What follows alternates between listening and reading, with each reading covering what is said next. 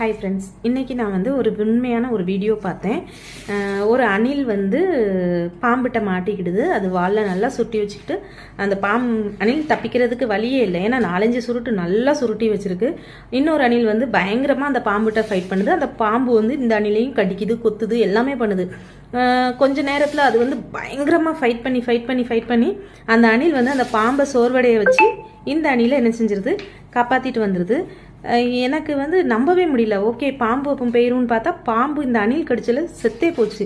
இது என்னப்பா, இதான் நிறைய வீடியோஸ் வருதுன்னு நினைக்கலாம். ஆனால் ஒரு அணில் வந்து பாம்பை இவ்வளோ தைரியமாக எதுக்குறதுக்கு அதுக்கு என்னது அவ்வளோ ஒரு பெரிய தைரியத்தை கொடுத்துருக்கோம் அப்படின்னு நான் யோசித்து பார்த்தேன். அப்போ தான் நினச்சேன், அந்த கூட இருந்த அணிலோட பிரிவை வந்து அதால் தாங்க முடியாதுங்கிறத தான் என்னால் வந்து புரிஞ்சிக்க முடிஞ்சுது. ஸோ நீங்கள் இந்த கதையில் என்ன புரிஞ்சுக்கிட்டீங்க அப்படிங்கிறத எனக்கு கமெண்டில் சொல்லுங்கள். ஓகே ஃப்ரெண்ட்ஸ், பாய்.